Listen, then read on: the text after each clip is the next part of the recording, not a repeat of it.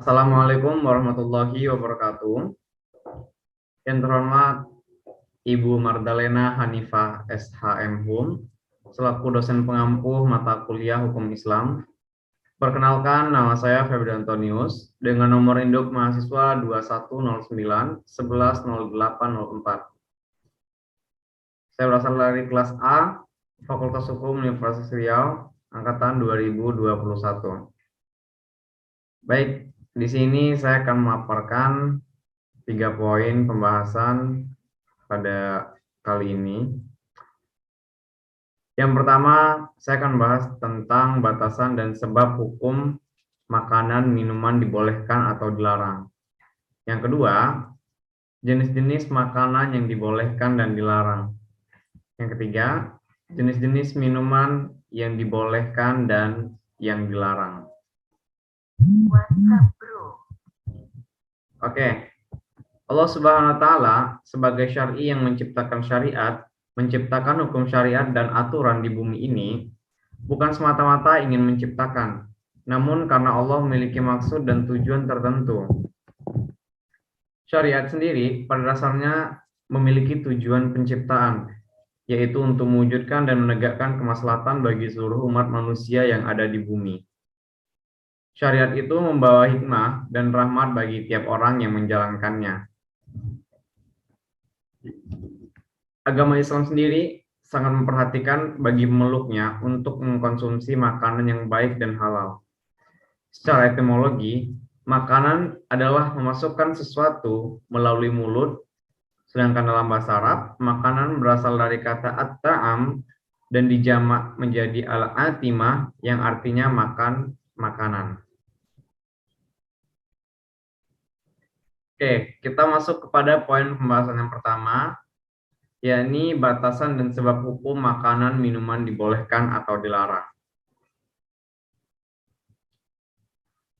Pada dasarnya, segala makanan dan minuman yang berada di bumi adalah halal, kecuali ada dalil yang mengharamkannya. Nah, untuk wilayah keharaman sangat sempit jika dibandingkan dengan wilayah kehalalan itu sendiri. Sehingga, ketika tidak ada dalil yang mengharamkan atau menghalalkan, maka kembali pada hukum asal yaitu boleh. Seperti yang terdapat pada surah An-Nur ayat 51 yang berarti, hanya ucapan orang-orang mukmin yang apabila mereka diajak kepada Allah dan Rasul-Nya, agar Rasul memutuskan perkara di antara mereka. Mereka berkata, kami mendengar dan kami patuh, dan merekalah orang-orang yang beruntung. Nah, istilah halal dan haram merupakan istilah yang banyak digunakan, salah satunya yang berkaitan dengan makanan. Keduanya berasal dari bahasa Arab, yaitu halal yang artinya dibenarkan atau dibolehkan, sedangkan haram berarti tidak dibenarkan atau dilarang. Sedangkan definisi halal merupakan sesuatu yang diperbolehkan dalam syariat Islam untuk dilakukan, dipergunakan, atau diusahakan dan terbebas dari hal yang membahayakan dengan memperhatikan cara memperolehnya. Yaitu bukan berasal dari muamalah yang dilarang, sedangkan haram berarti sesuatu yang dilarang dengan larangan yang tegas untuk dilakukan atau dipergunakan baik disebabkan karena zatnya maupun cara mendapatkannya. Oke, sekarang kita membahas terkait apa sih makanan itu. Makanan secara etimologis berarti mengambil sesuatu melalui mulut sambil makanan. Adalah segala sesuatu yang dapat dimakan. Dalam bahasa Arab, makanan berasal dari kata at-ta'am dan dijamak al-atimah yang berarti makanan. Dalam ensiklopedia hukum Islam, makanan adalah segala sesuatu yang dapat dimakan oleh manusia ataupun orang untuk memuaskan rasa lapar. Sedangkan pengertian menurut istilah adalah apa saja yang dimakan oleh manusia dan disantap, baik berupa barang pangan maupun yang lainnya. Penggunaan kata ta'am dalam Al-Quran itu bersifat umum, yakni setiap yang dapat dimakan, baik makanan itu berasal dari darat dan laut, maupun makanan yang belum diketahui hakikatnya. Nah, dengan demikian, kata at-ta'am ataupun makanan adalah menunjukkan arti semua jenis yang biasa dicicipi, baik itu makanan ataupun minuman. Sedangkan makanan menurut Al-Quran ada yang halal, ada juga yang haram. Tadi kita sudah membahas tentang pengertian makanan. Nah, sekarang kita masuk pada pengertian minuman. Minum secara etimologis berarti menelan cairan dengan mulut. Sedangkan minuman adalah segala sesuatu yang bisa diminum. Minuman dalam bahasa Arab sendiri berasal dari kata asyaribah dan dijamak asyar yang berarti minum. Sedangkan dalam ensiklopedia hukum Islam diartikan dengan jenis air atau cairan yang bisa diminum. Itu pengertian minum secara etimologis. Nah, yang kedua, secara terminologi. Kata syarab berarti sesuatu yang diminum, baik berupa air jernih, serta air yang telah mengalami pengolahan yang telah berubah warna dan rasanya. Dalam Al-Quran, kata syarab digunakan dengan arti yang sama dalam konteks minuman dunia serta minuman akhirat. Dalam kedua konteks, orang memahami bahwa sebenarnya yang dimaksud dengan syarab atau minuman adalah arti dari lafzi yang sebenarnya adalah minuman. Sebenarnya hukum asal makanan, baik yang berasal dari hewan maupun tumbuhan adalah halal, berdasarkan firman Allah Subhanahu wa taala berikut ini. Bismillahirrahmanirrahim. Qul man harrama ziyatullahu allati akhraja li'abdi wat thayyibati minal rizqi qul hiya lillazina amanu fil hayatid dunya khalisatan yaumal qiyamah. Kadzalika nufassilul ayati liqaumin ya'lamun.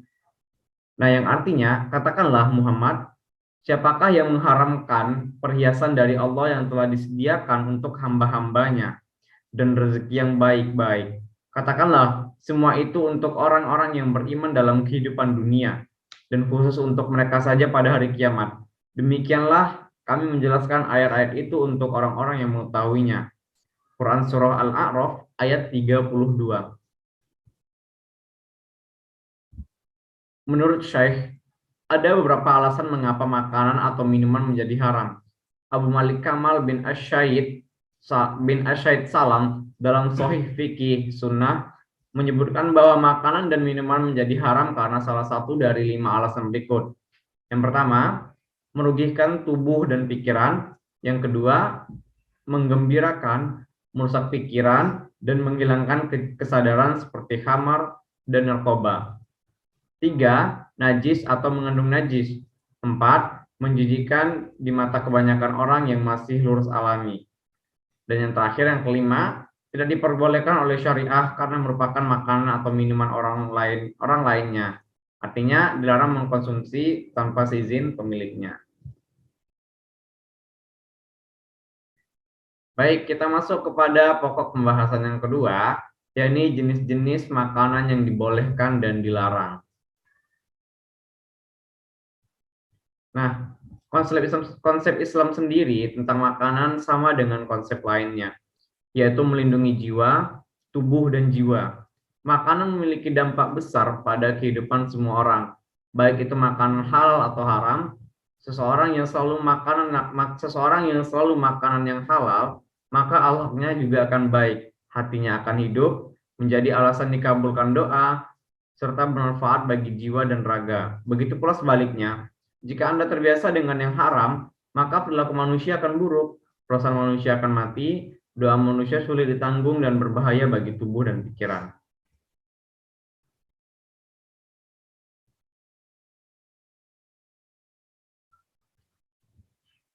Baik, kita masuk kepada makanan halal dari segi jenis itu ada 3. Yang pertama, berupa hewan yang ada di darat maupun di laut seperti kelinci, ayam, kambing, sapi, burung, dan ikan. Yang kedua, berupa nabati ataupun tumbuhan seperti padi, buah-buahan, sayur-sayuran, dan lain-lain. Dan yang ketiga, berupa hasil bumi yang lain seperti garam ataupun sejenisnya. Makanan yang halal dari usaha yang diperolehnya yaitu yang pertama, halal makanan dari hasil bekerja yang diperoleh dari usaha yang lain seperti bekerja sebagai buruh, petani, pegawai, tukang supir, ataupun yang lainnya. Yang kedua, halal makanan dari mengemis yang diberikan secara ikhlas, namun pekerjaan itu halal, tetapi dibenci Allah seperti pengamen ataupun yang sejenisnya. 3. Halal makanan dari hasil sedekah, zakat, infak, hadiah, tasyakuran, walimah, warisan, wasiat, dan lain-lain. Dan yang keempat, halal makanan dari rampasan perang, yaitu makanan yang didapat dalam peperangan atau ghaniyah. Binatang yang berkehidupan di darat, ada yang halal dan ada pula yang haram. Binatang yang halal diantaranya unta, sapi, kerbau, kambing, kuda, ayam, ikan, ataupun sejenisnya. Oke, berikut beberapa makanan yang diharamkan dalam Islam dan secara ilmiah mengandung beberapa bahaya jika dikonsumsi oleh manusia. Yang pertama ada bangkai, yang kedua ada darah yang mengalir, ada daging babi, ada hewan yang ada hewan yang disembelih tanpa menyebut nama Allah atau menyebut selain nama Allah, dan yang terakhir ada hewan yang disembelih untuk berhala. Baik, kita bahas secara satu persatu ya. Yang pertama, bangkai. Bangkai adalah hewan yang mati dengan sendirinya atau mati tanpa perlindungan yang memadai menurut hukum Islam. Ini termasuk hewan yang dicekik, dipukuli, ditebang, ditanduk, dan diserang oleh hewan liar tanpa terlebih dahulu disembelih. Minimnya proses penyembelihan yang memastikan darah masih banyak membantu menjadi media tumbuhnya mikroorganisme yang dapat merugikan manusia. Ketika hewan hidup disembelih, hewan tersebut mengeluarkan darah seluruhnya karena jantung yang memompa darah tersebut masih berfungsi normal. Namun, bila sudah mati dan menjadi bangkai, sekalipun dilakukan penyembelihan, darahnya tidak bisa keluar seluruhnya karena pekerjaannya telah berhenti, darah mengumpul dan terkumpul di otot. Nah, yang termasuk kategori bangkai adalah setiap hewan yang mati secara tidak wajar tanpa disembelih secara syar'i. Yakni yang pertama, ada yang namanya al-muqaniqah, yaitu hewan yang mati karena tercekik. Yang kedua ada al-mauquzah, yaitu hewan yang mati karena dipukul. Yang ketiga ada al-mutarodiyah, yaitu hewan yang mati karena terjatuh dari tempat yang tinggi. Yang keempat ada yang namanya an-natihah, yaitu hewan yang ditanduk oleh hewan lain lalu mati. Dan yang kelima ada yang namanya hewan yang dimangsa atau diterkam oleh binatang buas. Lanjutan. Yang kedua ini ada yang namanya darah yang mengalir. Kalau yang pertama tadi itu ada bangkai, yang kedua ini kita masuk pada pokok pembahasan darah yang mengalir. Nah, dalam ajaran Islam, darah adalah benda yang haram ataupun najis. Darah yang mengalir seperti darah yang disembelih dianggap haram. Bila darahnya berdiri sendiri maka haram, tetapi bila tercampur atau masih menempel pada dagingnya boleh dimakan karena tidak mungkin untuk dipisahkan. Namun demikian, ada suatu pengecualian bahwa hati dan limpa dapat dikonsumsi. Hati dan limpa atau paru-paru adalah golongan darah yang boleh dimakan secara sah menurut nasah dalam hadis. Dan yang ketiga ini ada daging babi. Mengkonsumsi daging babi dalam bentuk apapun, baik itu di kop, bacon, atau ham, memiliki efek berbahaya bagi tubuh. Babi adalah inang dari berbagai jenis parasit dan penyakit berbahaya bagi manusia. Babi hanya mengeluarkan 2% dari total kandungan asam uratnya dan 98% masih tersimpan di dalam tubuhnya. Babi merupakan vektor penyakit atau inang parasit. Babi mengandung banyak jenis parasit dan dapat menyebabkan cacingan. Yang keempat, ada hewan yang disembelih tanpa menyebut nama Allah atau menyebut selain nama Allah. Hewan yang disembelih tanpa menyebut nama Allah tidak dihalalkan untuk dikonsumsi dan dihalalkan untuk dikonsumsi sebagai seminar orang kafir saja, tetapi tidak untuk orang yang beragama Islam. Orang musyrik juga termasuk, ataupun orang-orang Majusi. Sebab sembelihan mereka tidak sah karena tidak menyebut nama Allah Subhanahu wa taala.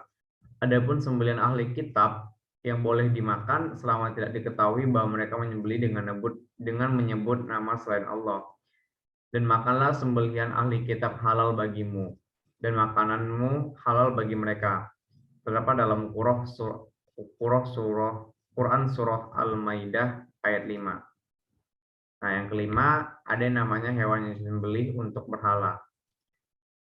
Hewan yang disembelih untuk berhala ini mencakup semua binatang yang disembelih untuk kuburan, sesajen yang dilabuhkan ke laut, tumbal proyek pembangunan jembatan atau jalan, tugu peringatan yang disembah sebagai tanda dan simbol bagi persembahan selain Allah, atau sebagai perantara kepada Allah.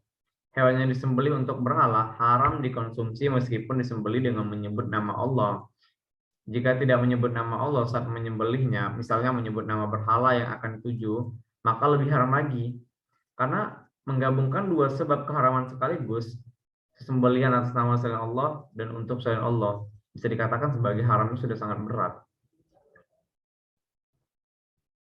Nah, kita masuk kepada pokok pembahasan yang ketiga, yaitu jenis-jenis minuman yang dibolehkan dan dilarang. Baik, kita bahas dulu apa sih pengertian dari minuman itu. Pada dasarnya, semua minuman yang dikonsumsi manusia adalah halal, namun dapat dikonsumsi oleh manusia menjadi haram dalam kondisi tertentu. Minuman haram adalah minuman yang diharamkan oleh umat Islam karena bahayanya lebih besar dari keuntungan atau mudaratnya lebih besar daripada keuntungan.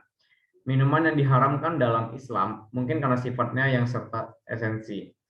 Seseorang yang minum minuman haram tentunya berdosa dan dapat menyebabkan berbagai masalah. Minuman tersebut haram dikarenakan beberapa sebab, diantaranya yang pertama, dikonsumsi secara berlebihan dan Allah Subhanahu wa taala tidak menyukai hal-hal yang melampaui batas. Yang kedua, memabukkan dan dapat menghilangkan akal atau kesadaran seseorang. Yang ketiga, termasuk zat najis atau kotoran yang diharamkan. Yang keempat, merupakan hak orang lain yang tidak boleh diminum sembarangan tanpa izin orang yang memilikinya. Yang kelima, menjijikkan dan tidak sepantasnya dikonsumsi oleh manusia. Dan yang keenam, membahayakan kesehatan maupun nyawa manusia jika dikonsumsi.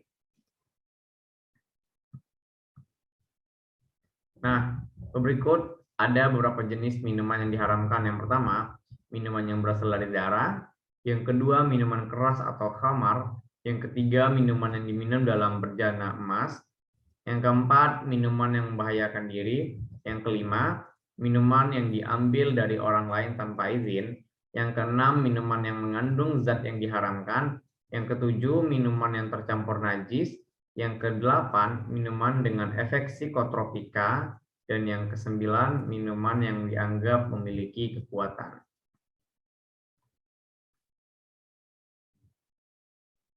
Nah, jadi dapat kita simpulkan bahwa Allah Subhanahu wa taala ini mengajarkan kita secara tidak langsung untuk menggunakan akal pikirannya. Itulah gunanya Allah menciptakan manusia sebaik-baik penciptaannya, dilengkapi dengan akal pikiran supaya kita tuh mampu berpikir. Allah Subhanahu wa taala itu secara tidak langsung meminta kita berpikir dengan bijak agar kita tahu mana makanan ataupun minuman yang halal dan haram.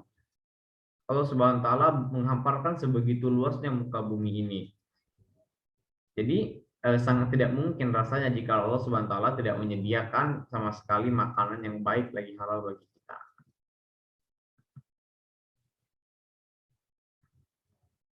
Baik, cukup sekian presentasi saya pada kesempatan kali ini. Terima kasih atas perhatiannya. Wassalamualaikum warahmatullahi wabarakatuh.